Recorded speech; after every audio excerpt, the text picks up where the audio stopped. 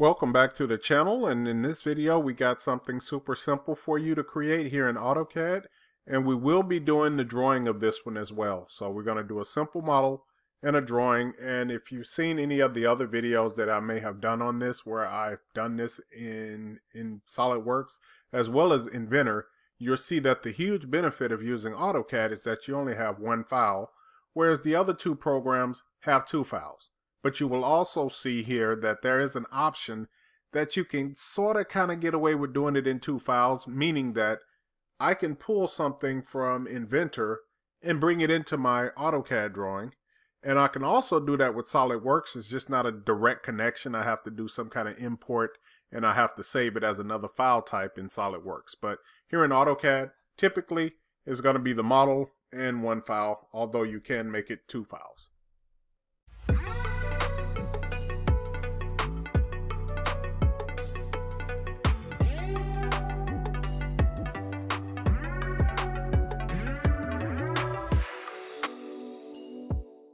Alright, so here in AutoCAD you can already see that I'm in the 3D drafting mode, and the way that you get to that is you would select this little sprocket here, and I can get to 3D modeling mode. Let's go ahead and turn off this grid here. You can see that I usually like to work with my ortho turned on, and my running O snaps are gonna look like this. Okay. Now, in the other videos I may have did this a different way. I may have did like a whole plank of it and then I revolved it one time, or in this case I can make a quarter of it and then I can revolve it. So it's just kind of depending on which way you want to approach things, but they're all going to pretty much be approached the same way. Okay, so we're going to start off with the rectangle command, right? And then we're going to have to figure out what's the distance of it. Okay, so I'm just going to draw a rectangle here, and I'm going to type in the size of this thing being, let's see, 70 by, let's call it 50. All right. Now, once again, this is probably not the best way of creating this, but it's going to be a way. Okay. Next thing I'm going to do is I'm just going to go ahead and create a circle, center radius. Let's go here to the middle, and then I'll just go ahead and click on that endpoint. Next, I'll go ahead and select this circle. I'm just going to use grips here. I'll select this top grip, hit the space bar one time, and bring it right down to that midpoint. Let's do some trimming. So just TR, enter, and then I'll go ahead and get rid of all the rest of these little lines here on the corners. I'll do that on both sides here, as well as the part here at the bottom. All right, now lastly, let's go ahead and make a circle here right in the middle of here. And it's going to have a diameter of 25. Alright, so this is basically all I need. Let's go ahead and join this. So I'll select it all, hit J, enter. And this is joined together. Next thing I'll do is go ahead and put this in an isometric view. And then I'm ready to extrude this, right? So let's go ahead and take a look at an extrusion. And we'll go ahead and select from here. We're going to extrude both of these a height of 10. Okay. We have to do our subtraction, so we will go to the subtract. We're going to select the object we want to keep first and hit enter. Then I'm going to select the object I want to subtract, which is going to be here. Okay. Now I'm ready to do a revolve, right? And I keep saying revolve. I'm so sorry. I'm ready to do an array. Now, you got to understand that when we're doing an array in AutoCAD, and especially, and I'm really referring to the 2D array, although there is a 3D array, but we do have a 2D array. And when we typically do that, things revolve or do a circular array around the Z-axis, meaning that I have to go ahead and adjust my UCS here. So I'm just going to select here in the flip handles, and I'm just going to grab it by this X-axis. Then I want this to go straight up. So now you'll see that when I spin this around, it should go around the Z-axis. Okay, let's go ahead and take a look at the circular array. So remember that in AutoCAD it's just the array command. And we can select polar here from the drop down. You can also select it here at the top. Either one will work. All right, so we're going to go ahead and select our object, which is going to be our three-dimensional shape here. Go ahead and hit enter. Now it's asking me, hey, what is that center point? Well, in here, all we have to do is pick that middle point, and it automatically knows that we want to spin it right around there. Okay? So we do have 4 of these going 360 degrees. Let's go ahead and hit the close array. You can see I also have the associativity turned off. And then we're just going to hit the union command here. So I'll go to union, go ahead and select them all, and hit enter. And if I've done it correctly, that should disappear. And then we can take a look at this in the shades of gray, as you can see from here. And then I'll go ahead and put my UCS back to the correct orientation by selecting here in the drop down and going back to WCS, right? So now if you're using SolidWorks or Inventor, at this point you would save this file because it would be a separate file for the drawing. Here in AutoCAD, all we simply have to do is just go ahead and go to the Layout tab. Once we're here, we have to decide what size title block, and we're going to continue using a B size. So what I'm going to do is start off with a rectangle. Type in the lower left corner, which will be at 0, 0, 0, and the upper right will be at 17, 11. Okay. So we will adjust this white paper here in a second just to make it the same size as this, but I'm just going to use the offset command. Give it a distance of 0.25, and I'll offset my rectangle to the inside. This viewport here I will select, and then I will delete it.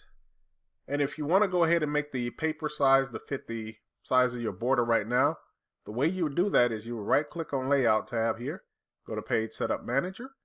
Once this appears, we're going to hit the Modify button. In the drop down here, we're going to select DWG to PDF. We're going to select what size we're going to be using, which is going to be an ANSI full bleed 17 by 11. I'm going to go ahead and use the extents. Let's go ahead and center this. We're going to use a 1:1. And if we ever do print this out, just go ahead and make it monochrome. And then hit the OK button and then close. All right. Now we're ready to start bringing in our views. I'm going to go ahead and use this base icon. Now, if you don't have this icon here, another option you can use is come to the layout. And if I'm not mistaken, base should be here as well. So when I select base here, underneath the drop down, this is what I was telling you before, that I can import directly in from an Inventor file. But in our case, we did the modeling in AutoCAD in the model space. So we'll go ahead and select from model space. Give it a little time, and then it should be following your cursor around. You can play with this a little bit and make it bigger or smaller depending on what you want to do. Remember that if you select down here in the drop down, anytime you go down, going this way, it typically gets smaller. But remember that we have to kind of separate here from metric and it's in inches, right? So right now it's giving me a 1:40 metric. Now in the metric scale, if I go up, it gets bigger. So you can see when I made it 1:30, it got a little bit bigger. And let's go ahead and really over exaggerate this. Let's make it something like 1:10. You can see it's gigantic. So we'll go ahead and leave it at 1:40. Pretty much looks like a good size for it. So I'll do a left click here. I'll go ahead and hit the enter button one time. Then I'll come up here to the top, do a left click. And then I'm going to come up here in the corner, do a left click. And at this point, I'll go ahead and hit enter. And then it should create all of those views. All right. Next thing I'm going to do is I'm just going to go ahead and change the look of this one. So I'll just go ahead and select this view. I'll come to the edit view button. And then from this hidden line drop down, I'll just tell it, hey, make it shaded with visible lines. Go ahead and hit the OK button. Now I can make this bigger again. This does not have to be the same size as the parent. And what I mean by that is that they can have 2 different sizes. By default, it will take the exact same size as the parent. So that's what you're reading here. If I go to the drop down here and I go, no, I want to make this a little bit bigger. So if I hit the 1:30, it will take it from that. Maybe I missed it. Let's see. There we go. So it will make it a little bit bigger than what it is from whenever I brought it in. Okay. Let's go ahead and hit the OK button. And you can see now that it did create that. Let's go ahead and do some other stuff here. I can go ahead and make a detail that goes right around here. I'm going to start off by selecting this is my parent view. And then we'll just go ahead and put a circle right in the center of here. And let's make it, I think we made it a little bit bigger. Okay. Now we have some other options. We can make it smooth with a border. We can make it with a connected line, which you've seen me do. Or we can just make it jagged all together. If I make it jagged, you're going to see that it gives an illusion that if somebody just kind of went with a hacksaw or something along that nature and created that. So I left click and place my view, and then I'll hit the enter button. And then you're going to exactly see that's exactly what happened, right? So we got a view here created, and it looks like somebody just kind of, took a little jagged saw to this.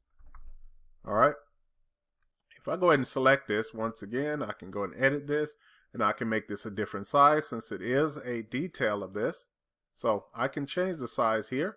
If that was something that you didn't like and you said, you know what, I want to keep all of my units metric.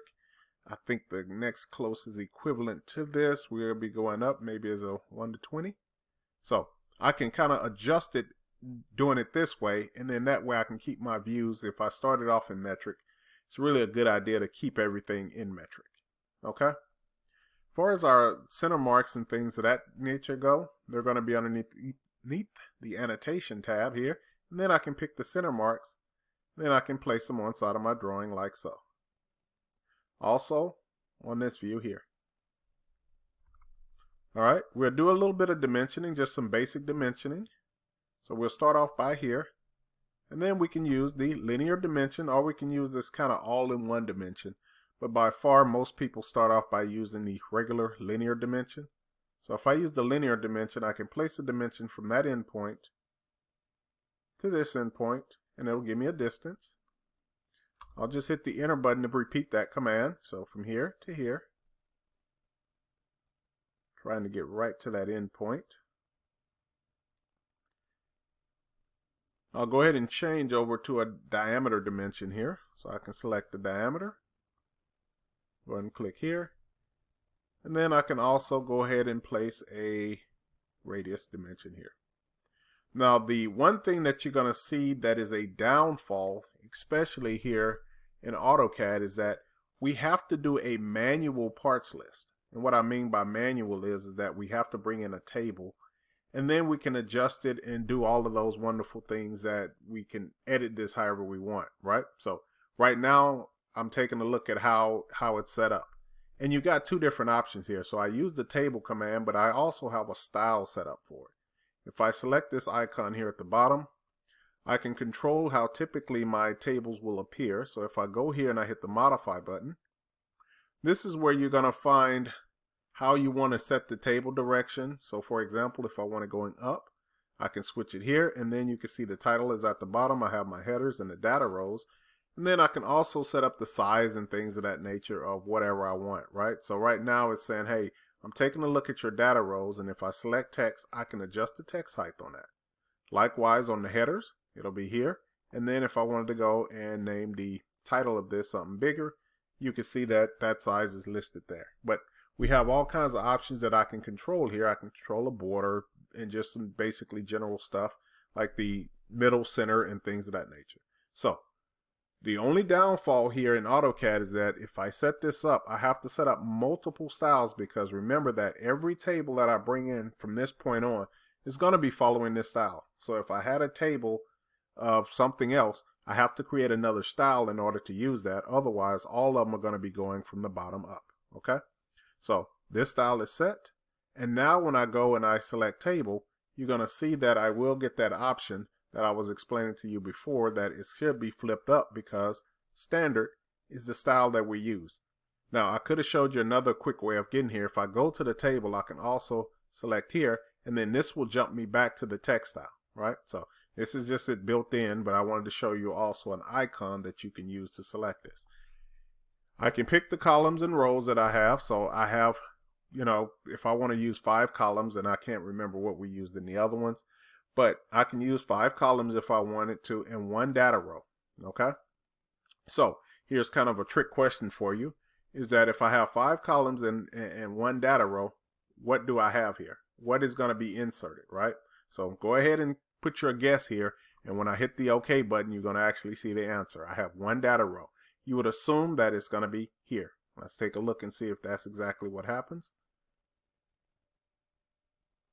Okay. And you can see that here's the base view. Here's the title. Here are my header rows. and then here are my other parts, right? So if I go ahead and I type in, let's just call it BOM. And then we will go and say something in this first column like item number. Looks like I missed the I on that. Okay. For some strange reason, this thing is okay. There we go. Now we're working. And I think I had like units on this next one. And I keep forgetting, why am I doing that when I can use the tab buttons and arrows and things of that nature. So next to it, I think we had the units.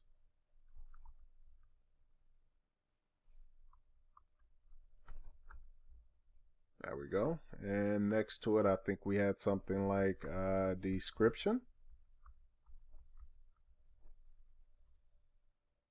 No, I'll take that back. We had part number here. Okay.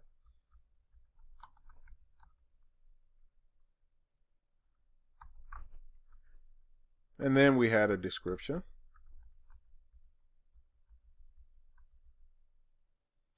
And I can't remember what I think it was quantity maybe? I can't remember. But if it was, but I think you're kind of catching the point that I'm trying to tell you, that you're going to have to make everything here manual. So up here on this top row here, this is going to be number 1. Column next to it should be each. Let's go 1, 2, 3, 4, 5, 6. Let's just call this example 1. There is no smart things about this one, and that's going to be the other thing that you're going to see. And the quantity is 1, right? Now, I can adjust this and make everything middle center and stuff of that nature. I can select that little box down here at the bottom here. And then up here at the top, eventually it'll change. Let's see. There we go. Up here at the top, when I double click it, I can change the alignment and say, hey, make everything middle center. And that's kind of the way you would adjust this and do things of that nature, right? So let's go ahead and move our detail view here up a little bit.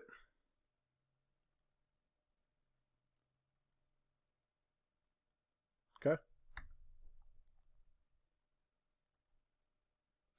And let's go ahead and move this as well. Now you're also noticing to move these things around, I have to pick on the grips. So that's another thing you kind of got to get used to here in AutoCAD. Whereas in SolidWorks and Inventor, you just pick on the view and you can kind of got a little bit more freedom to drag this around. Another thing that I do know is that I have these trailing zeros on. We will discuss that in a later video on how to get rid of those. But for right now, I'm just kind of giving you the basic overall of what it would take if you were creating this drawing just to do some basic dimensions, right? So once again, this is, step 1 of basically learning how to do some kind of drafting here or doing a drawing in AutoCAD. And I can leave it up to you to go ahead and finish the rest of doing the dimensions on this if you want to. You can make it look as closely like the example drawing that we showed in the beginning of this video, if that's something that you want to do. But by all means, this is kind of a introduction to what you would need to do if you were creating this. Some other things, every time I keep looking at this, I see things that I want to change. Like if I wanted both of these to be the same size, I can kind of select both of those, and then I can select here and kind of scoot those over. You can see those two will scoot the same way. And let's do D, and let's do a little scooting of that one over. Okay, let's scoot over column number E. It really doesn't need to be that big. And then I'll just go ahead and move it.